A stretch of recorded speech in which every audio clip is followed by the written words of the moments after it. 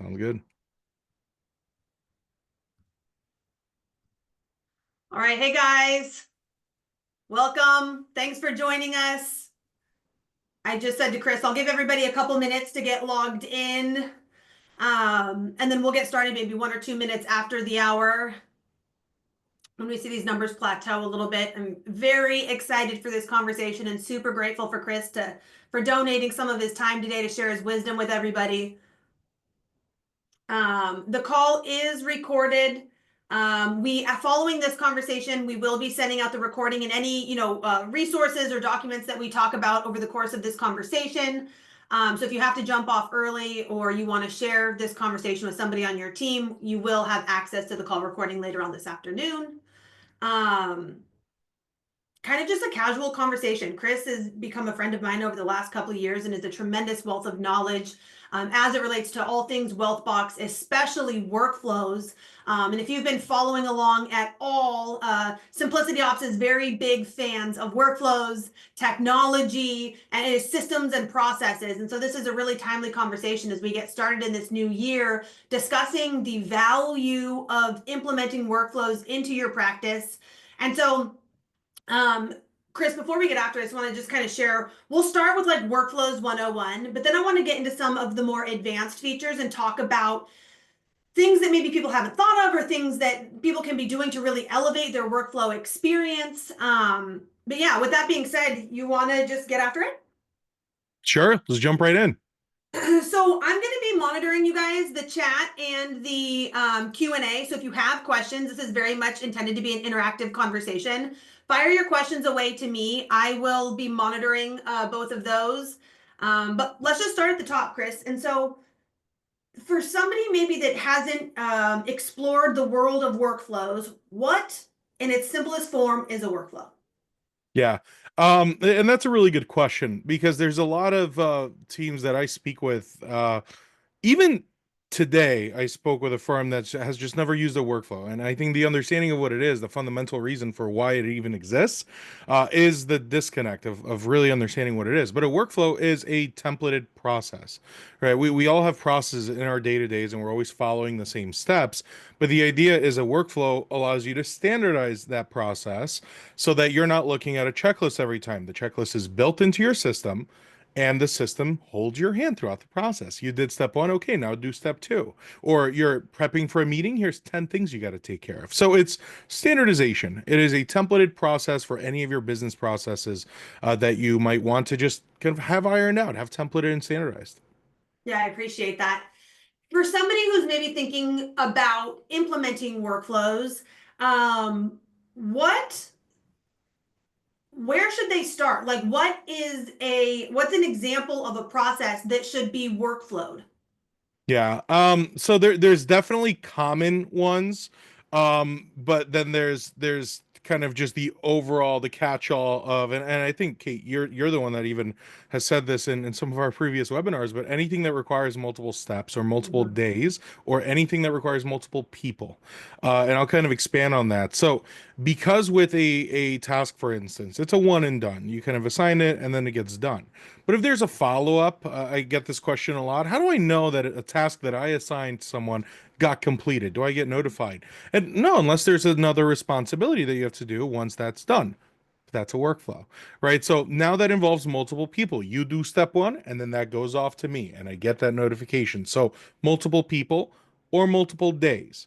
The one thing that I see a lot of firms doing is letting a task just kind of sit there because they're waiting on one more thing to happen before they check it off.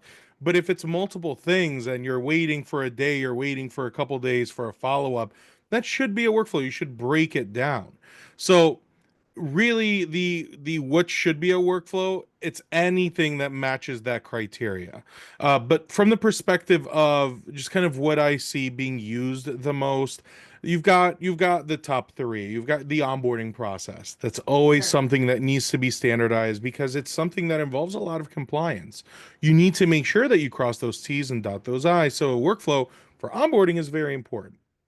Another one that I actually briefly mentioned before is preparing for a meeting, Right, and that kind of helps build that customer experience and making sure that you have all the reports updated before that meeting, making sure that your conference room is clean, making sure that you have the coffee creamer that they like if that's something that you track. So, kind of preparing for that meeting so that when a client actually speaks with you, when a client sees you, you're giving them everything. You're giving them your all, your best. And I think that the third one is kind of a twofer, if not more, but any sort of inbound requests, Mm, those could be standardized as whether it's a withdrawal request, a transfer request, anything like that, where yes, it's quick and easy. I just have to go and move the money. It's super simple.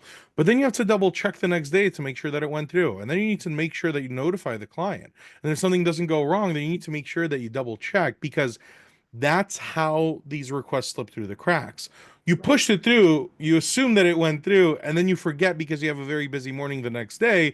A week later, client follows up, hey, I went to buy the car, the money wasn't there, what's going on? So standardizing these kinds of internal requests are also very important. So those are some of the common ones that I see.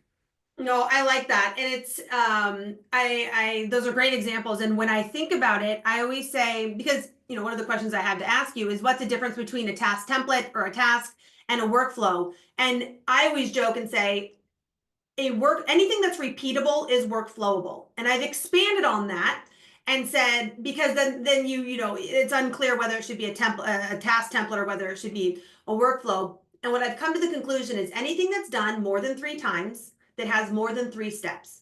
Like you were saying, if it has multiple steps, it needs to be a workflow. Send out the paperwork, make sure you get it back, follow up with the client. The task is stagnant. It doesn't follow that sequential order. So when you're thinking through what your workflow should be, and all of the repeatable things, bringing on a new client, opening a new account, moving money, changing an address, like Right. literally sit in that space and look through your team's tasks and figure out what are people doing more than a handful of times to standardize. Yeah, yeah, and even outside of that, right? You look at conditional logic, right? That one Right. task, you might have a different outcome that comes from that, and with a workflow, you can cover all of your bases and make sure that it tells you the proper next step to take. So, yeah, there's a lot of big differences. I always recommend a task being kind of a one and done. You just check it off, and I you move agree. on to the next thing they have to take care of. But a workflow will follow that process. It'll follow the process. It has more advanced capabilities of dynamic approaches, and that's something that we could definitely get into as well. Yeah, no, I can appreciate that. And so we have a good question come in that kind of follows this same flow here. He says, will you show us how to actually establish a workflow? But before we even jump into the database, I'm curious, Chris, if you are aligned in kind of my outlook in establishing workflows. If you were to start writing a workflow from scratch today, would you start in the database? Would you start outside of the database? How do you work through identifying what the steps should be, who they should be assigned to? Should we be using roles or teams? Like, can you talk me through your logic on that? Yeah, and I think my logic will be unpopular because I'm so biased to using Wealthbox for almost 9 years now. So I would jump right into the workflow and I'd start building it out. But if I've only been using Wealthbox for a little bit, and I'm not as kind of used to workflows, the process already exists. Yeah. So it's really important to unpack that process and kind of draw it out, whether it's in your mind and kind of think about it, or on a piece of paper or on a whiteboard. But I think it's important to understand what the process is so that you can then start implementing it into Wealthbox and adding in those dynamic assignments, the dynamic due dates. I do think that it's important to really familiarize yourself with the process, however it is best for you, whether again it's on a piece of paper or on a whiteboard. For me personally, I would do it in Wealthbox, and I think anyone here Yeah. that's already been using Wealthbox for a while, that's already used workflows for quite a bit, you can just go into workflows and start plugging that in. But that's the most important thing, is realizing what that process is and then getting that process in there. And the one thing that I'll say on that, and I don't disagree with you. If you are a Wealthbox veteran, by all means, jump in the database and start building out the template, but involve the people on your team that are responsible for actually doing the work. I have found that like I've tried to just like spitball a workflow really quick, but like I didn't involve the people on my team that are responsible for that, and I miss things. Yeah. You know? Or you put too much. I've heard that too. True You that. you tend to kind of over engineer the workflow a little bit, and you put in all the different clicks they have to do when they're in a different tool. And someone was like, I'm not going back and forth between Wealthbox and this other system. Once I'm in that system, Wealthbox reminded me to go there. I'm in there. I know what I'm doing. So at that point, maybe kind of dialing back a little bit and having a single step with a flushed out description, so that if someone else takes over, they kind of know what to do.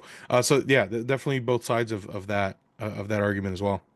No, I like that. And it parlays itself really nice into this question that we have here. Thoughts on recording via Loom and talking through the steps and leveraging the transcript or like some sort of AI tool to extract the key points that need to be in the workflow. I I love AI. So I fully believe that an AI tool would definitely be able to kind of extract that. So uh, but that's we're talking about the same thing. You either record yourself doing the process or talking through the process, or you're writing the process out. But it's that realization of what is that process. So yeah, I think that that would definitely work. However, you kind of come to the realization of, okay, this is my process. Now let's get it in there. I think either way would definitely work. I like that. And something else that I've seen people do, which I think is super brilliant, it's actually something that we're implementing in our own business because we have new team members, is we will actually record the process in Loom and embed it in the workflow. So the person that's on the receiving end of whatever that task is can like see a visual on how to do it instead of like typing out the like step by step. Actually having the Hmm. video has been really impactful. So I think that's a really Yeah. cool question. But going back to the original question here, would you mind just showing us in Wealthbox, like, hey, Chris, I need you to build a workflow from scratch? Well, actually, let me ask you this first. I do think it's important to see it in Wealthbox, but your thoughts on building a workflow from scratch or finding an existing workflow and cloning it and adapting it, like what, how do you think about that? Yeah, and that's a really good question because I just recently had this conversation with a couple different teams. Um, and it really depends on where you are with that realization of your process.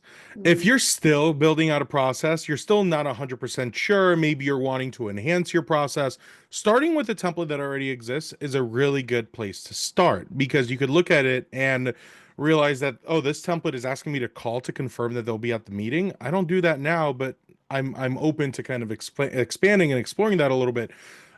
So from that perspective, I think duplicating and going off of that template would be the better approach. But if you're already part of an established team, you have processes in place, looking to the templates just for a little bit of inspiration and kind of see how they could be built, but then building one from scratch might be a little bit easier because it's just less work. You don't have to go in and delete things that are there. You just kind of start from scratch. You're starting with a blank drawing board. So I really do think that it depends on where you are with the idea of workflows, not even a workflows feature, but where are you with processes right now? If you've got one, it's solid, it's in there, just start from scratch. I think you can just kind of write it out and then polish it a little bit after that. But if you're open to seeing how others are doing, you could check out those templates and just duplicate it so that you're not reinventing the wheel. And so when you're building a template, can you show us in Wealthbox where you access your workflow templates, how you Mhm. start building one, and then talk me through your logic on utilizing users versus teams versus roles? How do you kind of like parse it out with clear role delineation?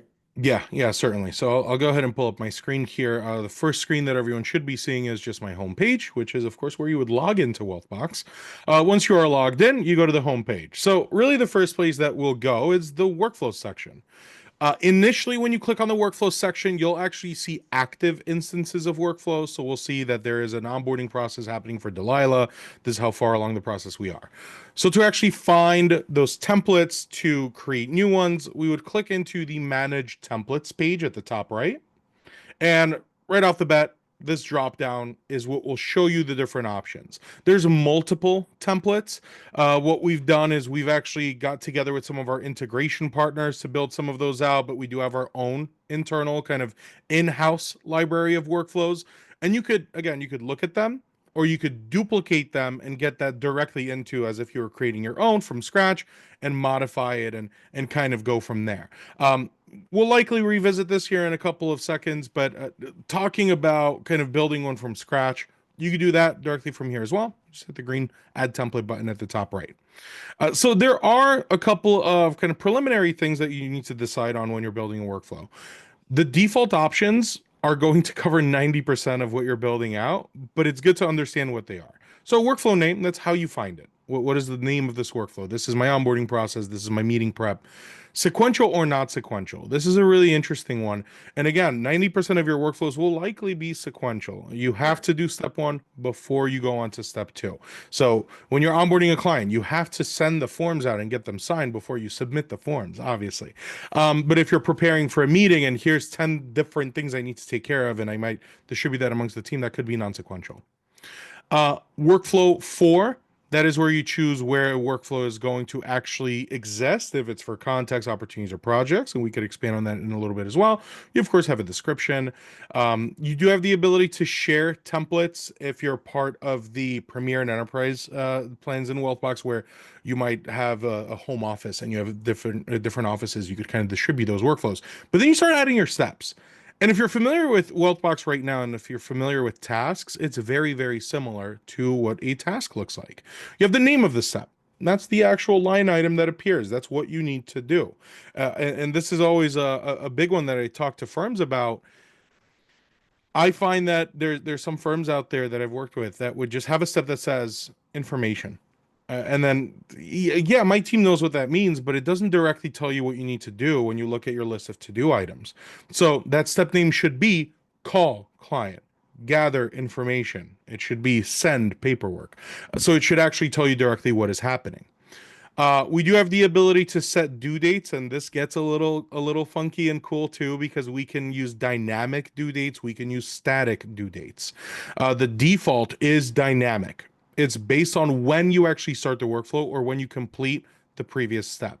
So if the previous step is being done by someone else and they do it early, or they take a couple extra days, that doesn't affect my due date. That'll still provide me with 3 days.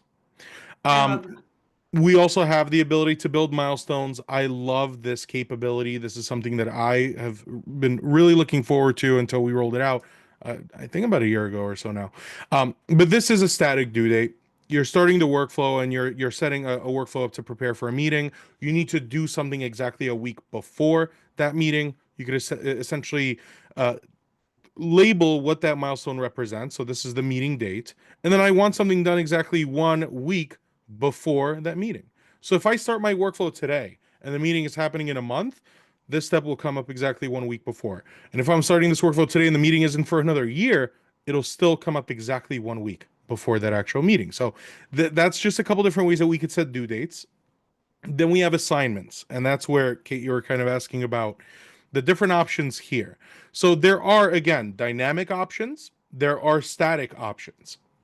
Some of the dynamic options that will actually include the default that we have here. So contact owner, we'll look at the contact that you're relating it to and find out who the owner is. That'll either be the assigned to or whoever created it. Workflow starter. This is a really good one for meeting requests. If an admin picks up the phone, they will be responsible for these things because you just had that conversation.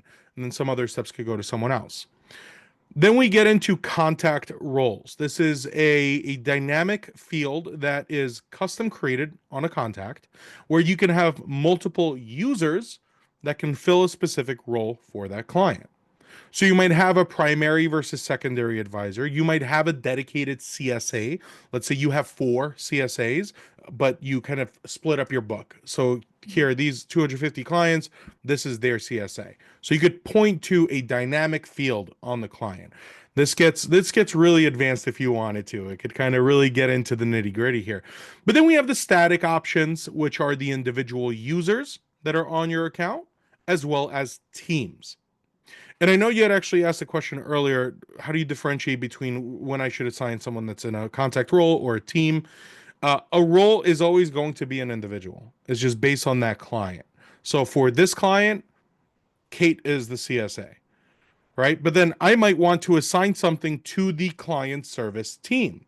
Doesn't matter if you manage this client or not. If you're on that team, you will see this step or you will see this action item to complete. So whoever is available picks it up and then disappears for everyone.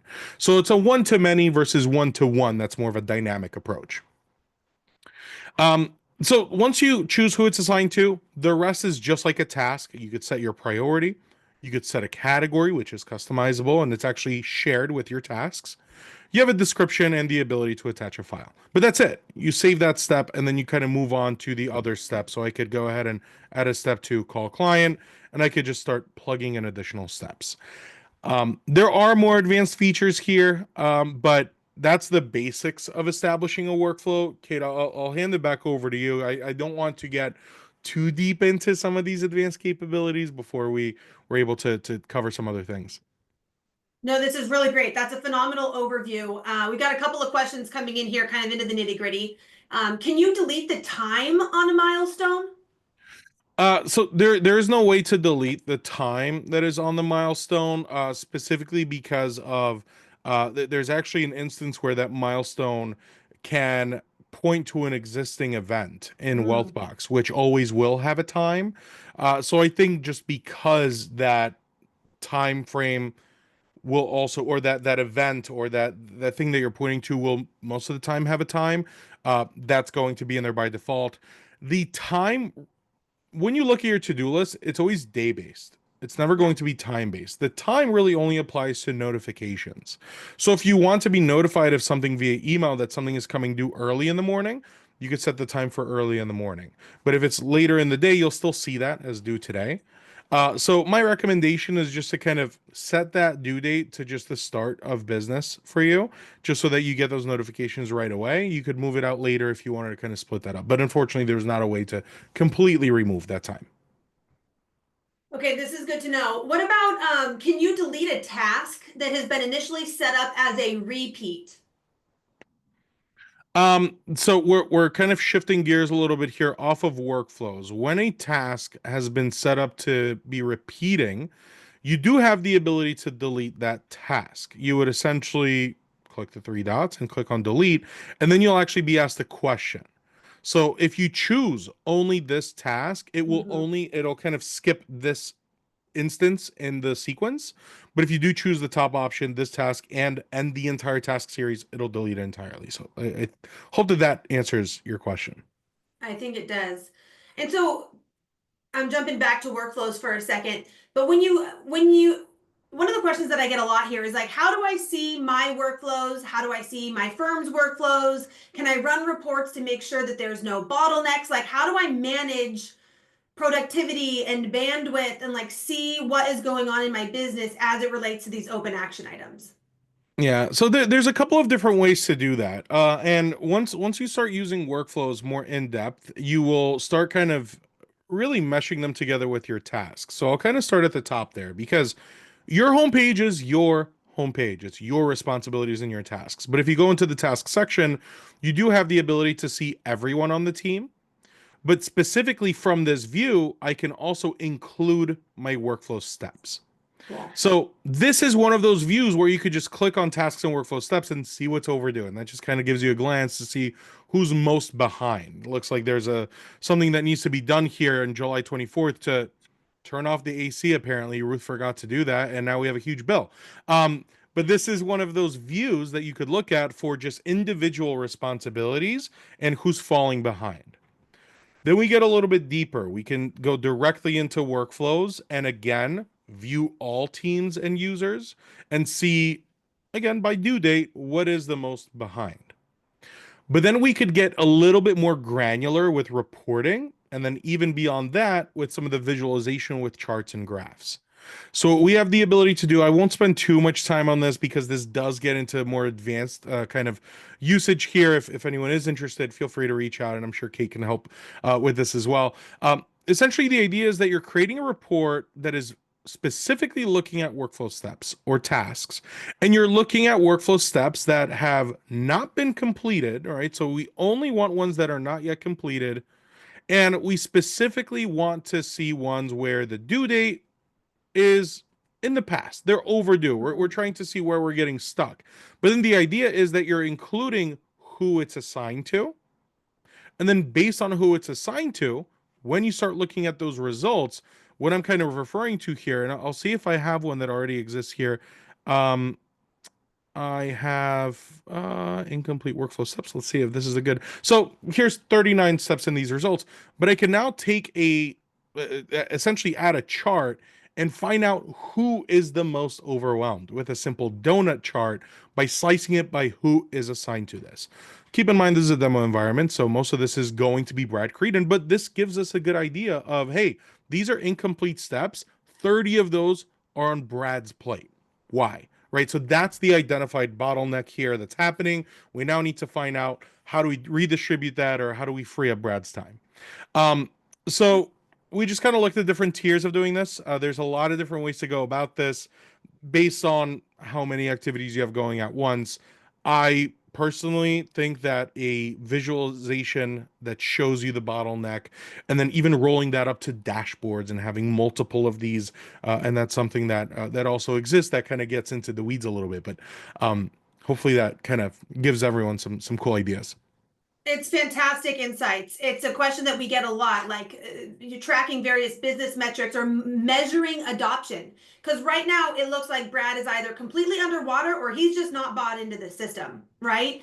And so, Exactly. how do we address that? How do we give him the tools that he needs to be successful in this environment? And then also, like, how do we get Brad some help? Maybe he needs an assistant, or maybe we need to, better distribute the tasks, like you were saying. I think this is fantastic to see.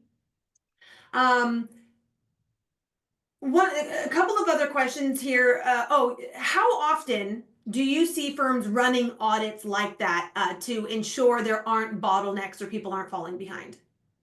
Um, so this again, I think depends on the team. Sure. When I work with someone and we build out some dashboards or some advanced reports, I find these teams running those on a very regular basis if there is a very obviously a bottleneck. So if there is something that requires your attention, you would run that report, find out what needs your attention, try to resolve it, and then pretty soon after, rerun that report. And reports are templated, so you could pull that up again. Dashboard you can pull up whenever. But then once everyone gets in the groove of things, and Brad Sure. seems to keep his overdue items at bay, maybe we run that on the monthly and then a quarterly basis, so we could kind of run that at a farther away frequency. But I also have worked with a lot of teams that are very collaborative. So part of their Friday morning meeting is find out what we did for the week and find out who's falling behind that week so that you could stay on top of it. Because who's affected if Brad has 39 overdue items? The client, right? The client doesn't hear from you. So I recommend doing it more frequently because it's so accessible with the use of dashboards, reports, and just with these different views. But if everyone is trusted, if everyone's staying on top of their stuff, it could be a once in a while thing that you run. Love it. Okay, jumping back into like the workflow and some of those action items. Is that lightning bolt action button on the steps available for all tiers, or can you talk a little bit more about that functionality? Yeah, great question. So I'll go back here and recreate a very basic just framework here. So what we're talking about here is this lightning bolt capability, which is the ability to add an action. This option does require the Premier plan. There is another option for outcomes. That feature is available on some of the lower tiers, like the Pro plan, for instance. Um, but each of these, or I would say neither of these, are required to benefit from workflows, from standardizing your processes. As you get into uh, kind of more advanced capabilities or more advanced requirements, that's where you can start incorporating actions. So for anyone not familiar with what this button does, it essentially allows you to add buttons within your workflow. And that button could represent either the ability to email a client, call a client, use the contact form builder, which is, I think, my favorite, and then the ability to send to. If you're currently using Wealthbox, you might be familiar with send to. That's a drop down that's on the client record that allows you to push the contact info out to different integration partners. And that's exactly what is here. So imagine working in a workflow. Okay, I'm onboarding someone and I'm ready to push them over into Schwab Advisor Center with their digital envelope capability. Instead of me now having to pull out of the workflow, go into the client and find that information, I could just have a button that does that for me. So that's the send to capability. The other capabilities here include calling, that uses the click to call feature that is already built into Wealthbox. It just allows you to trigger that call. Emailing, which I think most people are familiar with emailing in Wealthbox. You connect your email server and you could send emails from Wealthbox, but this takes it a step further because, and this is actually a fairly recent enhancement, you can actually incorporate a template into that workflow and into that specific step. So now you're looking at it from the perspective of cadences. Of I'm prospecting someone, the first email should have this context. Second email should have this. The third step should be a phone call, and the fourth one should be a follow up. So you can actually have a template built into this. And then finally, the contact form builder or update contact details. This is just an amazing way to get exactly what you're looking for without leaving that workflow because you can reference any field on the contact record while you're in that workflow. So you can actually point this to, let's say you need to verify details before you call a client. You need to make sure that you have their phone number on file, their social security number, their email address. You can include all of these details and with a click of a button, see everything you have on that client. Update that information or just reference it and fill it out and then move on to the next step. A common use case for this, we had talked about kind of an annual review that you might be tracking. I find that a lot of firms would create a custom field that says when was the last review date and then when's the next one. I found that this is a very common use case to actually point to that last review and update it while you're kind of doing the prep work for the review. I had the review. The next step is to follow up with a thank you email. But in that step, I also am prompted to update that last review date. So, advanced capabilities, again, that really gets into more of advanced standardization and some additional, not necessarily automation, but just more efficient capabilities. I can kind of share what that actually looks like when it's started. I know this is a question that I'm kind of getting into the weeds of a little bit, but this is a very exciting feature. So I really do want to No, talk it's about it. great. And it goes,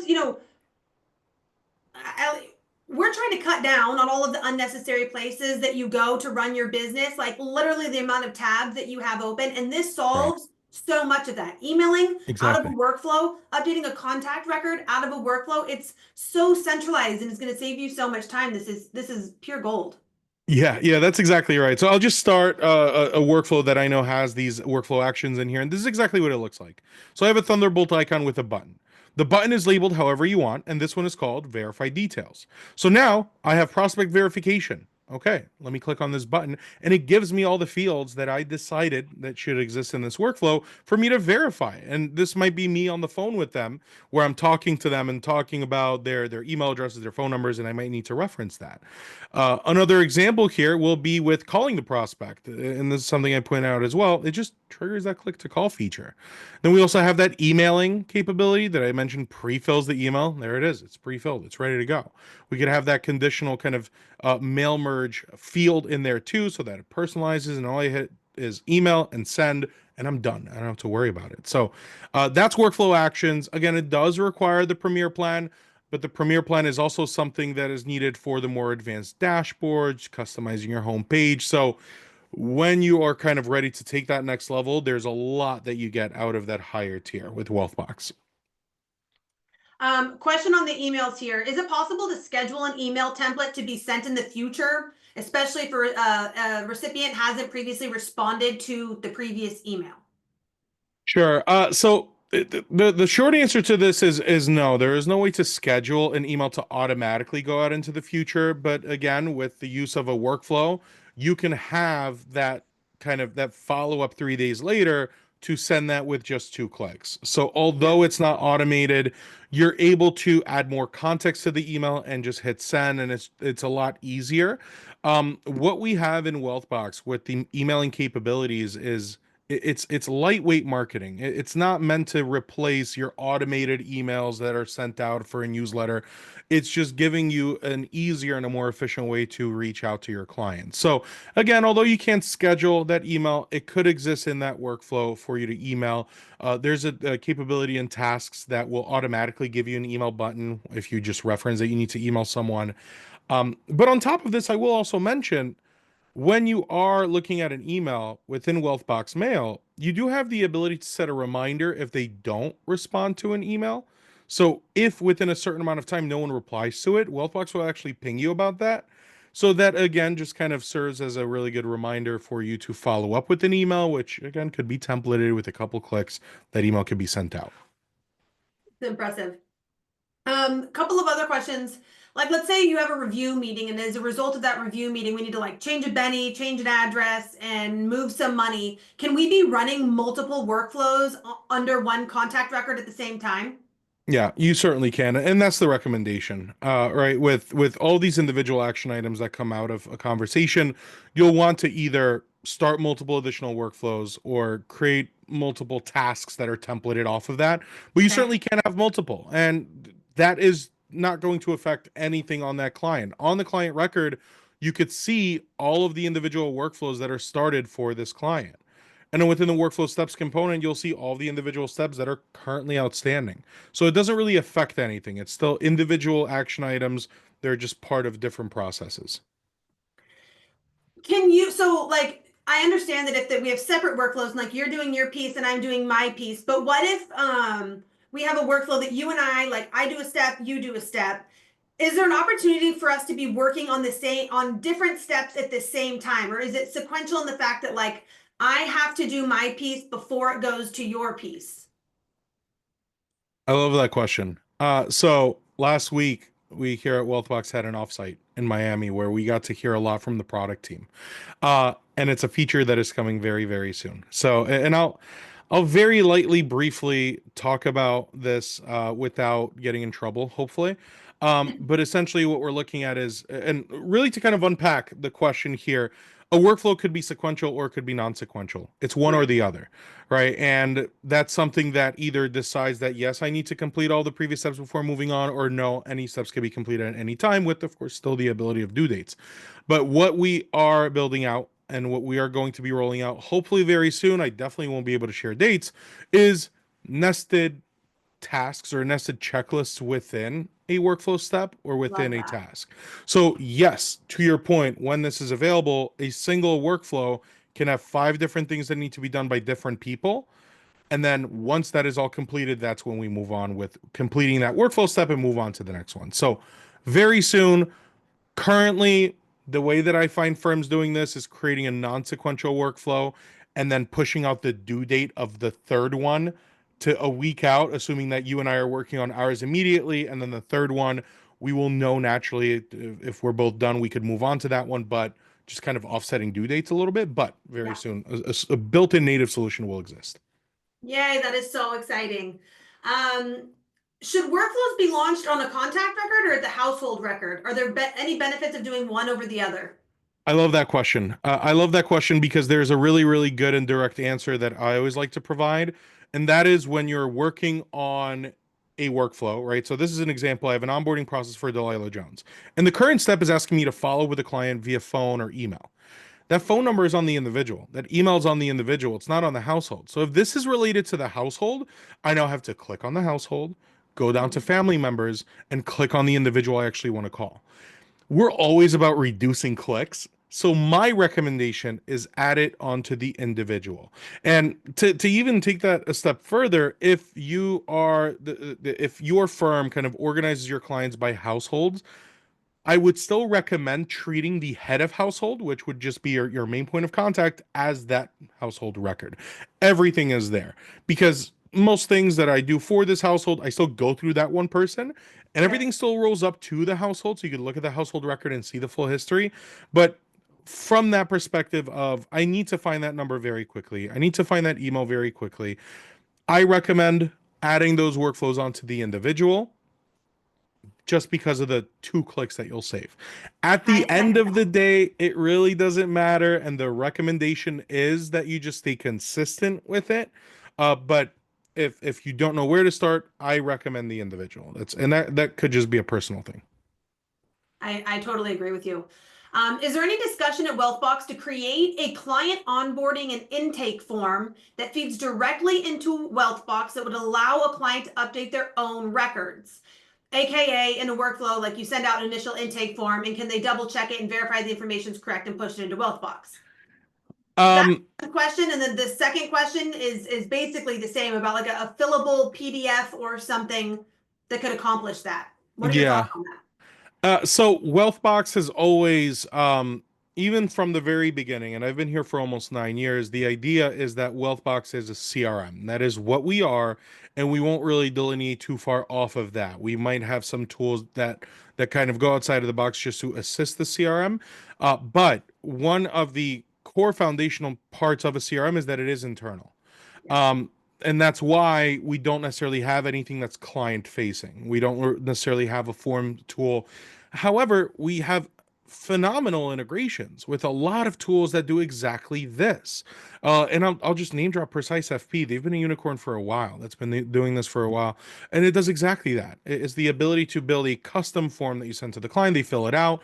You verify that the information they're sending is correct and it's not just random words that's going to wipe out your details, and then you hit a button and it updates the contact. Taking it one step further, you could automate your own form from your website, a contact us form directly through Zapier that would pull into Wealthbox and create the contact for you. So because tools already exist that do this and they do a really, really good job and we integrate them with them really well, that's not something that's on our immediate roadmap. But our product roadmap is also constantly evolving. So I'll just say never. But as of right now, that's definitely not something that's on the immediate roadmap because those amazing integrations already do exist. Yeah, I love Precise. That's a huge time saver. Mhm. Okay, getting back to the workflow for a second. Do you recommend workflows for leads and prospects be added to the contact or the opportunity? Mm. That's a very similar answer to the previous answers, simply because if it's something you're doing for a prospect, you have a prospecting workflow, you're probably going to be reaching out. The Yeah. opportunity does not track their phone number or email address. So I recommend just adding it to the contact. There's the added benefit of just having one history from the first time you ever spoke with them being there instead of having to go and find the opportunity first. Um, the reason why that exists is because there are systems out there that really do treat opportunities as its own entity, like the Salesforce is out there and such. So you have the ability to do that, but the recommendation is, again, reduce the amount of clicks that it takes for you to do things. And this is one of those ways to reduce those clicks. By having that prospect workflow relate directly to the individual, you have direct access to their phone number, to their email address, to your previous conversations, instead of having this kind of pocket of everything we talked about while you're an opportunity, and now here's a blank slate now that you're a client. So that's the recommendation. But again, you have the ability to relate it to the opportunity, but not something I would lead with. I appreciate that. What about outcomes? Like if this, then that. Like it either requires paperwork for a distribution or it doesn't. Is there a way to come to a fork in the road and decide which path you're going to take, or do we need to break it up into separate workflows? Yeah, you certainly can. And that's actually the other button that I briefly alluded to. We'll take a look at a template library or a template that I have created here because it actually perfectly describes what that does. So with the client review, for instance, it has these outcomes. And that's this other button, which is a fork kind of in the road. And this specific step does have three outcomes. The difference here on the front end of what's happening is normally you complete a step and that just automatically moves on to the next step. It automatically notifies the next person or it just stays on your to-do list, pushes out the due date. But with outcomes, you get a pop-up. And in that pop-up, you choose your outcome. Here we have the three. This is a client review process. And the initial step is to confirm that they're going to be at the appointment. So you call them and you confirm that they'll be there. Your outcomes are they confirm they're going to be there. Perfect. If I choose that, that will skip certain steps and go into my run updated performance report step. If they needed to reschedule it, it actually takes me into a completely different kind of fork that happens where I need to update the event, or if they canceled it, then maybe I'll push out a follow-up to reschedule it again. But that's exactly what these outcomes do. You have the ability to essentially name the outcome whatever you'd like. So what happened within that workflow, whether they're opening account type A versus account type B, and that goes into a completely different part of the workflow. And then you could tell the workflow to skip certain steps, go back to previous steps, restart steps, and push out the due date, or even just end the workflow entirely. You could be halfway through a workflow and you might have an outcome that says they're no longer interested, and you could just have that Mhm. complete the workflow. And that's just an outcome that exists. So yes, with the conditional logic aspect, with the outcomes, you could truly have one master workflow that walks you through every possible scenario, and you can essentially kind of have these different paths that your workflow follows based on the choices that you make. If our team has implemented and built out these workflows and somebody's out for a day and a client calls in and says, hey, I just got the my stuff for my review, I got a couple of questions, is there an opportunity for me to jump in on behalf of somebody else and work through their workflows for them, or like see where they're at and pick up where they left off? Yeah, certainly. The assignment really means nothing. That just means whose list it goes to. But Right. anyone else can complete steps that are assigned to someone else. So even in that specific scenario that you had just described, I mentioned this earlier, but your homepage is your responsibilities. When we open up a contact record, the perspective is a little bit different. Now the focus is no longer on you, the focus is on that client. So now I'm seeing things that are assigned to other teams, other people, Mm. and I can go in and complete something even though it's not on my list. I can always go in and either in that scenario, client calls in and see everything the entire team is doing for that client, or just from a general perspective, I could go into the tasks section, make sure I'm looking at both tasks and workflow steps, and choose that person that I know is out and just see what did they have for the day. How can I redistribute these so that we don't drop the ball in any process? So yeah, different ways to do that. But again, just because it's assigned to someone doesn't mean that someone else can't go in and work on it for them. If there's edits to be made in a workflow, like let's say you and I collaborate on our review meeting process, and we're gonna make some edits, and we go to the review meeting workflow template and we make those edits, will it affect workflows that have already been launched retroactively, or just workflows going forward? Yeah, that's a really good question. It would not affect active instances of workflows, just because that workflow already exists in its own kind of state at that point. So, and you could do this in both from both kind of sides. You could go in Okay. and build out that template, which won't affect any active instances. It'll just be any new ones you start. You could also customize instances of workflows, which will not affect the template. So if I have a Understood. client that I'm working on something for, and there's a one-off thing that they need me to do, they need me to text them instead of call them. Maybe I want to clarify that in the workflow. I can customize this instance and edit those steps, and that will not affect the template. And then I imagine the plus and the minus there are like to add another step or delete that step if it doesn't apply. Exactly. With of course, as you would imagine, if something's already completed, you can't really make any changes. That's already done. That's already in the past. But yeah, that's exactly right. We could plug a step into that workflow, or we could delete steps that maybe don't apply for this specific client. I love that, because some of the pushback that I get, and I'm sure you hear it too, is like, well, our processes just vary so much. We've got different lines of business, and like, not all of our advisors operate the same way. How can we template this if it's so, vastly different? Well, one, that's not best practice. We need to standardize things to help everybody be more efficient. But Hmm. you do have the ability in a one-off situation, like you said, if they like text versus call, you can go in there and customize it for that specific contact. Yeah. One of the other questions that I had was, let's say like for compliance reasons, I needed to provide a snapshot or like a historical timeline of what has transpired in that client relationship. I imagine these workflows get archived to the contact records somewhere where I can show I met with them on this date, I sent the paperwork on this date, I got it back this date. Yeah, definitely. So every activity that exists on a client record, even though it might be completed and it's no longer on the upcoming activities, it all Mhm. exists in the history of the contact. Beautiful. Um, and all of this is reportable, of course. I could pull up all of the tasks I've ever done for a specific client, but I will also add that although you have a workflow that asks you to call someone, you're still going to want to add notes and context of what you talked about in the conversation, because from the lens of compliance, that's what they look for in a CRM. It's the notes, not necessarily that you had a reminder and you check the box. That doesn't really mean anything. You just check a box whenever you'd like, but a note is archived. Mhm. It, although it could be removed, this is a note that was added by someone else. Although a note can be removed, and this is another one that was added by someone else, you can remove notes, but they're never gone. When you run a That's good to report, know. that note will be there. And in addition, notes are worm compliant, write once, read many, which means that if there's a typo, or let's say you add a quick note as you're walking out the door and then you want to add a bit more context, you do have the ability to do that. And it allows for you to continue being compliant, but I can edit a note, make some changes, and then that note will actually retain the changes made over time. So there's an audit trail. So from a compliance perspective, you're still in the clear. You can make those changes. Those changes are all going to be tracked. I love that. And so you're a step ahead of me. So the workflow does get archived to the contact record, but the notes live outside of the workflow. Right. Yeah. And everything exists on the contact record in this stream of activities.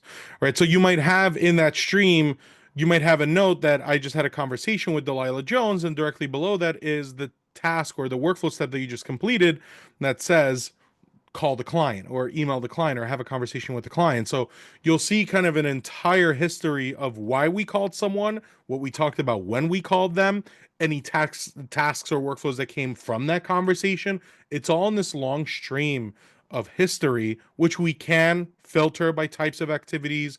We can filter by users adding them. So there's a lot of capabilities, but this stream of activities, this history is very beneficial. Amazing. So if you launch a workflow at the contact level, will the workflows be viewable on the household so you can see them all together?